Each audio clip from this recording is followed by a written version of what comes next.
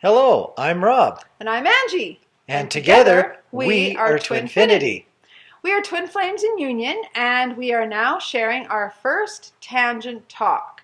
This one, I have to read it off the piece of paper because it's long. It's called TwinFinity's Twin Flame Terminology. Say that 5 times fast. No, I can't say it once. Anyway, tangent talks. This being our first tangent talk, we got to define what it really is. As we've been doing our videos, our regular story videos, we have had some topics that require further expansion as far as understanding what they are. So we're using tangent talks to clarify what various things are along the way. Today's tangent talk is on terminology, and that's going to really help because we have our own little language between Angie and I that seems to apply to just about all twin flames, but we had to define it ourselves to help ourselves discuss ourselves. So this is what we're going to be working on today. Tangents. What is a tangent? Most of us have heard the term getting off on a tangent when we're getting off track and not staying focused on any one topic. This is why we call it a tangent. It's sort of like being on a tree and then you get off on a branch and you go explore the branch and then you got to come back to the main trunk of the tree and figure out where you were and then continue on going. That's kind of like getting off on a tangent. So that's why we use that term. And can I add something? Sure. The other reason we use that term, if you guys have watched any of our story videos where we've been sharing our story, the very first day we met, we talked and talked and talked like for 17 hours. It was crazy. But we would get off on tangents. We would talk about one topic and it would lead to something all completely different from there, and then it would lead to a whole nother topic. So tangents became one of our favorite words from the very first day we met. So we just thought it would be fun to use our talks that branch off of our story and call them tangent talks. So anyway, terminologies. We've got 4 major categories of terminologies, and really it's only 4 words. Some of them just are used differently. The first one is soul in a beanbag chair. I always liked beanbag chairs, and sometimes if you've ever had a beanbag chair, you plunk down into a beanbag chair and it just nestles right into you, or vice versa. Yeah, you melt into it. You melt into it. It's even pressure everywhere. It feels really good. It's comfortable. And sometimes when you're talking about something, or if you're feeling something or experiencing something in your life that just fits, it feels right, it's kind of like putting your soul in a beanbag chair. And that's one of your favorites from the very first day we met. Yes. Yes. Strangely enough, I've never owned a beanbag chair, but I've known people who have had them. And I always enjoyed their beanbag chairs. They always felt good. But I've never had one. Kind of weird. Sure. Oh, okay, this one's a good one. The Unzip snuggle. Yeah. It's kind of like the beanbag chair, except it's between 2 people. Sometimes when Angie and I snuggle, and sometimes I should actually use the word often, because it's way more. I was going to say most of the time. Way more than half the time. When we share a snuggle, we melt together to the point where we don't really know where our own limbs are. Like I lose track of where my limb or even where my core of my body is. I feel like I've kind of unzipped and she's kind of nestled like right into me. Yeah. And like not completely, but the edges are all blurred and defined or undefined. And so we've melted together. And another way to kind of describe that is it's sort of like when you open up a sleeping bag and you unzip it and you nestle into the sleeping bag and you zip it back up. You're still somewhat outside of the sleeping bag, let's say an arm or your head, but really you're mostly inside of it. That's where the unzip snuggle comes in. You just feel totally meshed together, not only just in soul, but in body too. Yes, like the bodies have literally merged together and you can't tell who's who. And once in a while you have to move your leg or move your arm to go, oh, that's where I really am, from wherever you're laying down. It's a really weird feeling, and I never really had that before meeting Angie. And we had that 20 years ago. Oh, yes. And still now. In fact, I can remember 20 years ago, I used to call it, like, I don't know why I picked lamb out of any animal, but I used to envision it like a lamb suit, I called it. And it was like unzipping my lamb suit, and then he would climb into my little lamb suit and lamb. Lamb soup? I'm tired. It's been By a the long way, day. if I look tired, it's because I freaking well am. It has been a long day. Lamb suit. Suit, not soup. I wanted soup because I'm cold too. I had soup. Cold. Oh boy. Speaking of tangents. We are off on a tangent. Oh man, this is bad. Okay, lamb suit. So I would like, it felt like I was unzipping my energy, and he would crawl into my energy, and then I would zip back up. So I don't know how or when we came up with the term unzip, but it's been in our life for a long time. I think it's when I related it to the sleeping bag. Could be. You can take credit. Next one, Bandaid moments. Oh, ow. Yes, Bandaid moments. This is going to take a little bit more, and maybe we'll be able to do this without stumbling through our words.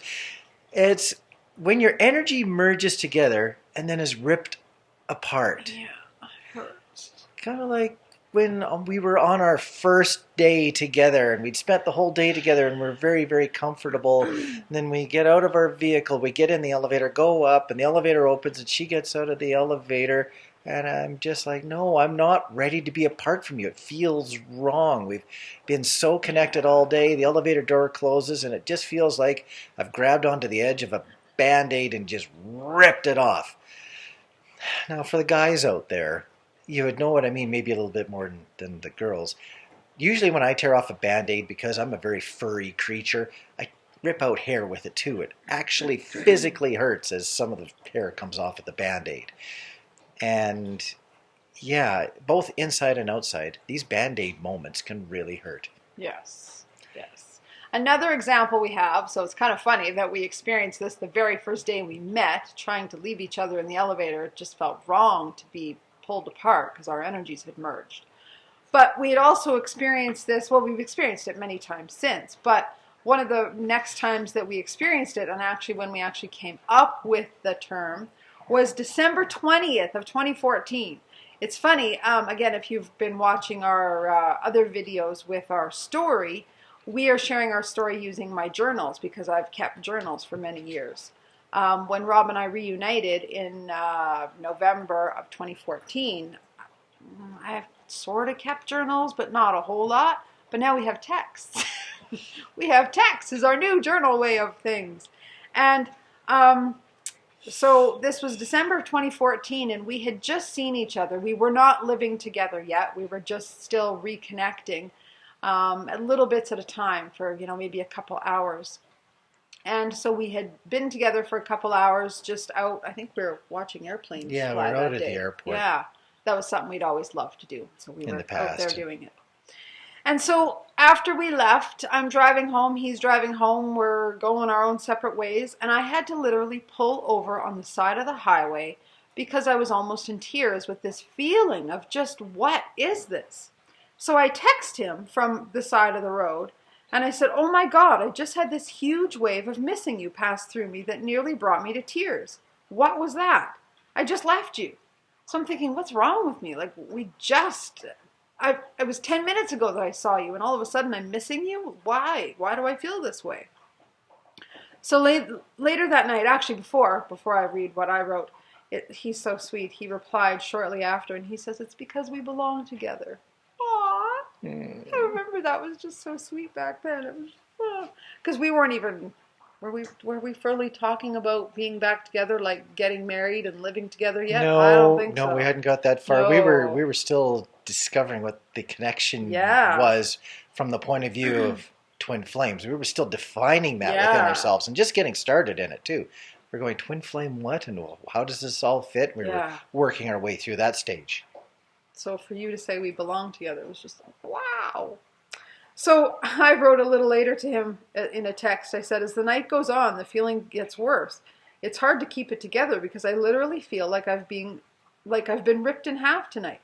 I feel like there's a piece of me missing. So we were sort of defining what this was because we were trying to figure out what the heck is this feeling that we have. The next day, Rob texts me and has a great, beautiful, perfect term for it. He says, new term, Band-Aid moment. The feeling a person gets after having something ripped away from them shortly after it was tenderly applied. Us, yesterday. That's when Bandaid moment was created, as our terminology was December 21st of 2014.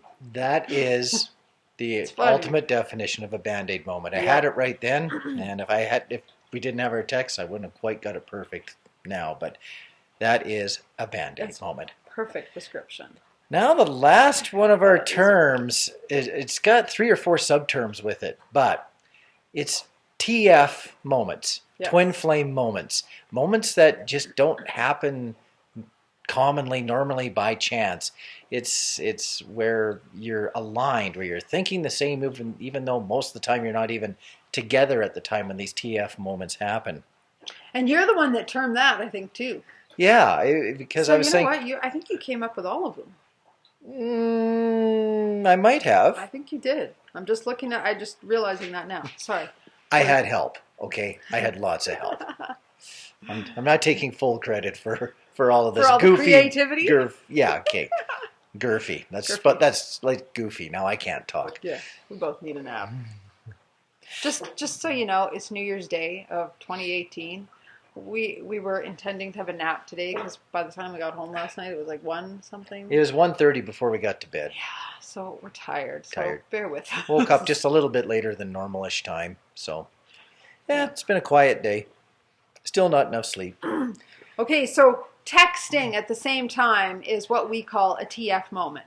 When one of us is about to text the other and the other texts and we're like, hey, we just said the same thing at the same time, or we just texted at the same time. We have that often. We do. It's fun. Outside of the TF moments, we just as part of ritual, I'll say, try to text each other at 11:11 in the morning and at 1:11 in the afternoon, and that's very, very hard to do for me sometimes. Sometimes I can go a day or two catching both.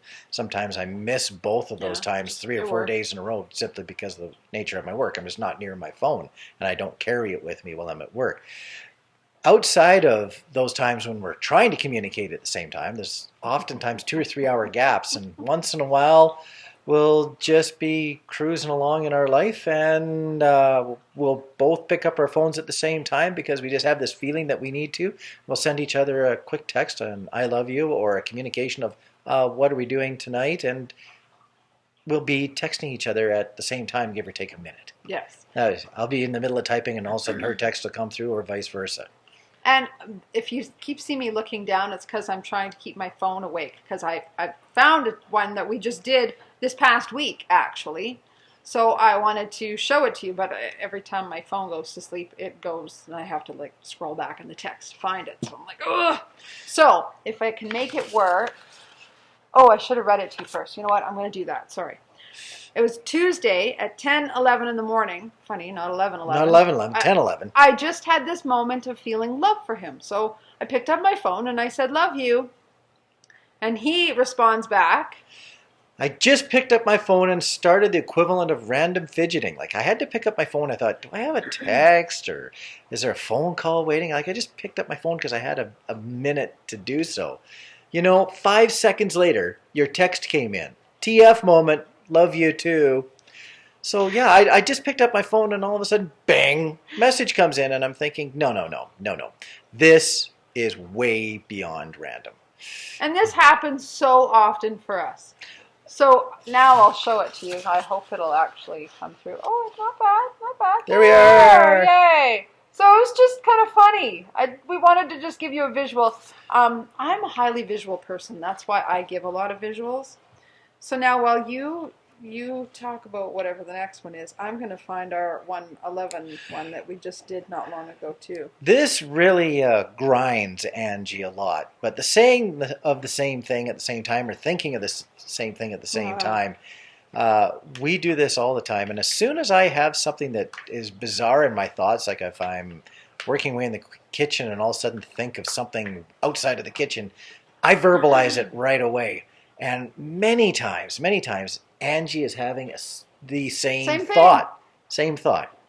We did it this morning. Totally. It was, what the topic was? The video. Actually, oh yeah, that location of the video. Yeah, you were asking, what's my favorite location we've done a video in? Was it just in the house? No, well, and anywhere that we've done any of our videos with. And at the same time, she was just thinking of where are we going to do the video today. Yes. So. And I said to him, why are you asking that question right now? He's like, I don't know. It just struck me. And I'm like, it's so bizarre because I was just having that exact thought. And you'd think I'd be used to this by now. I mean, we do this all the time. As I know a lot of twin flames do. It's a common twin flame sign, right? But it's still, I'm still amazed every time we do it. And I'm like, how did you know that? It's like you live in my head. Apparently you do. And it's going to continue to happen. And it'll still remain amazing because it's not normal. No. It just isn't normal. It's just kind of cool, though. So, in the meanwhile, I'm going to get off on a tangent here. In the thought of where we're doing our video today, we're in our living room again. We're just facing a different way. From previous videos, our mountains are that way, and the Charlie Brown tree is over this way, and we've got our favorite picture in the background. That was the whole gist of where we are today. I've got my head in the way of a couple of lamps. It might look like I've got a halo around me. No. Because he does. He's an angel. I've said that before on Facebook, so I'm saying tell the world. I'm saying noble. She's saying yes. So anyway, we love our little picture. It's almost tree-like, where it starts out. If you could move your head, please. Oh, I'm sorry. It starts out in the corner. Get out of the way. And it comes out from the corner and then bleeds across this direction. And over here we got a green room and a window that's got our view out across the valley, and it's just a wonderful picture for where we are. We love our picture. To come back now? You can come back into the frame now. I didn't want to move too far away because I left crap on the couch there. See, and I didn't want everybody to see it, but now I just showed them. So, oh well. We're human too. Yes, we are. Our house doesn't always look perfect, although, it used to, but not anymore. Do you have something? Yeah. I wanted to just show you one of our 11. Actually, this is a 111 one that we just did this past Thursday. And so there, if I can make this work, I'm getting better at this. So there's our. And this isn't necessarily a TF moment because we planned. Yeah, these we planned. These are fun. So yeah, they don't count as TF moments because we already looked at them. That was a mini tangent. Yes, we're tangenty people. Arriving the same place at the same time. We did this. We went to see Star Wars the other night, the latest Star Wars, and I was leaving from work. She was leaving from home, and we wanted to meet sometime within an hour or so of the front of the movie, the beginning of the movie, so that I would have a time to grab a bite to eat after leaving work. But there was no real specific time. Like, we might have been able to get to the mall within a half an hour of each other, and everything would still work. So I leave work. I don't really know this until I'm driving, but she's just left home, and I'm thinking, oh, she's going to get there way before me. I got a longer distance to go, and I've got traffic and everything else. Well, we get to the mall. I get just inside the doors, and I send a text. I'm just seeing if it'll come up, but of course my phone's being cranky. I send a text saying that I'm in the mall, and she sends a text back right away. Here, I just found it. Yeah. It's so funny. So I'm just walking in the mall, and I'm reaching into my purse to get my phone to text him to say, I'm in the mall, where are you? And before I could even turn on my phone to text him, it turns on lighting up telling me he sent me a text. So he's saying, I'm inside the mall. Do we meet for food, or do I meet you or go for food? And I said, I was just going to text you the same thing. I'm at Chapters. Where are you? So again, a TF moment. Sure. They're just funny. We're walking in the mall within seconds of each other. Completely different doors. I'm halfway through. She's on the other end. And things like that happen all the time. If we would have been 5 minutes apart, we wouldn't have thought anything of it. But when you're 15 seconds apart... Yeah. And we used to do this too back in 2014 when we were, we would just meet each other for an hour, a couple hours of connection time. Go to a Starbucks. Yeah, exactly. And we'd be coming from complete opposite ends of the city sometime. Yet we would make it to our destination at almost identical times. I would pull in one entrance of a parking lot, and there'd be her headlights coming down from the other entrance, and we'd be parking at the same time, right beside each other, because we'd seen each other's headlights from a distance. So, TF moments. Yes. And what's our last one? So we've same at clothes. the same time. Oh, yeah. That's funny. We were going to Edmonton a while ago, just to beginning of December, I think. Beginning of December, just to meet some of our friends and other family bits. And I decided to wear a shirt that I don't wear very often, maybe 2 or 3 times a year. It's kind of a medium to light purplish golf style shirt. I don't wear it very often because it really stands out. Sometimes I might wear it just for golf because you can look a little bit whacked out when you're on a golf course, and it's kind of normal. But to wear it in public, it's a little too bold for that for just an average personality. You have to really be very expressive to want to wear that and be part of the public and get stared at a little bit because the shirt is just so brilliant and so bright. So here we are, we're in the vehicle, and I don't have the shirt on yet. We're not in Edmonton. I've just got some lazy old clothes because we're not meeting people yet. Yet the shirt's in my little backpack that I brought with us for our short trip. Mm-hmm. She gets out some nail polish and starts putting on this. It's got glitter in it, but it's the base color of the nail polish. Sparkly. She's putting it on her fingernails, and I'm looking over at this, a little bit of distracted driving, and I'm thinking, that is exactly the same shade as the shirt that she has no idea that I've packed, that I barely ever wear. And now we're going to be matchy-matchy when we get to Edmonton. Totally. So he says to me, why did you pick that color of nail polish? First of all, I'm painting my nails in the truck because I'm a bookkeeper. So doing my nails any other time, it just chips off. And most of the time I don't bother. She chooses nail polish because it's pink. Exactly, because I wear pink. Pink's my color. Pink. And I decided at the last minute, no, I'm going to wear purple when we meet people. So I chose purple nail polish to go with the purple sweater that I'm going to wear, since I can actually have nail polish for a weekend that's not going to chip off my nails. So I'm painting away, and he's like, why did you choose that color? And I'm like, I don't know. I just decided I wanted purple. Why? So I reach into the back of my vehicle and I drag up my sports bag backpack, unzip it, and pull out. There's an unzip.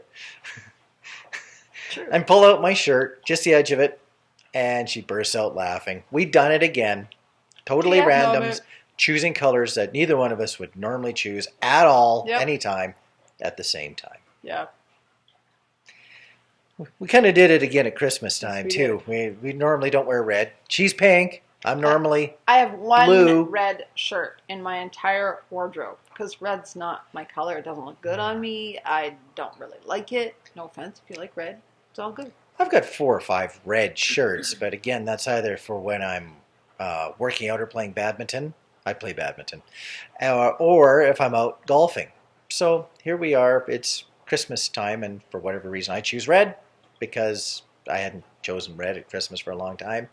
Same thing. And I didn't even see him get dressed. So he's already in his jacket with his jacket zipped up for us to go out to the mountains for our breakfast. And I'm wearing red, and I see that once we actually get to our destination, he unzips his coat and he's wearing red. And I'm like, that's odd. I don't even wear red, and you're wearing red, which you don't wear a lot of red. This is really weird. So it was just another one of our strange little TF moments. Yes. Yes. So we're just sharing, these little things, stories with you because we know you can relate to them because it's a twin flame thing. These are weird things that us twin flames all do. Coincidences happen to people all the time. Yeah. As twin flames, we have found that it happens way more than it ever has at any other time. Way more than what you can even explain as a coincidence. They're much past coincidence when they happen over and over and over again. So anyway, that is our terminologies. A few of them, yes. These are the big ones. The soul in the beanbag chair, the unzip snuggle, the Bandaid moments, and our various definition of TF moments. And why we wanted to share them with you is because as we go through our tangent talks as well as our story videos, we will talk about these terms. They will come up. So we thought our first tangent talk, it was appropriate to let you know a little bit about our crazy terminology. And that way you can kind of follow along and not be wondering, what's a TF moment? Yeah.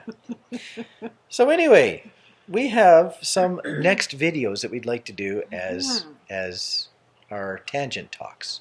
Yes, we have a few ideas for, well, actually we have quite a few ideas for tangent talks. But our first 3 that we will do, we wanted to get your sort of opinion and vote on as to what you would like first, because we're doing these for you, for your benefit. So one of them is the child within. We will be talking about the child within, why it's important to connect with the child within, what that even is, how to connect with the child within, how it's important to healing, all of that stuff. We will be doing more on runner-chaser stuff, explaining in more detail, because in one of our story videos, we talked about runner-chaser, and we had said that would be one of our tangent talks, just to elaborate on why a runner runs, what's going on, what the triggers are, all of those kind of details, and how to work through it. The last one that we were going to do, well, I shouldn't say the last one, one of the first ones we're going to do is on being highly sensitive. What being highly sensitive means, how to manage it, and all the kind of things that go along with that. So we wanted your opinion as to which one of those 3 you want as our first tangent talk. So if you have an opinion, you can get back to us on our either our page of TwinFinity or wherever you watch this video, if it's YouTube. However, just let us know which one you want, and we'll do it as our next one. We'll do the straw poll, and it'll be next, whichever one it is. Yeah. Okay. I think that's it for Tangent Talk number 1. Okay. Happy New Year's Day, Yes. even though this is getting very late in the day. Yes, and this might not come to you on New Year's Day, but you'll get it. It's still our New Year's Day. It is. Love you guys. We'll talk to you soon. Bye. Bye.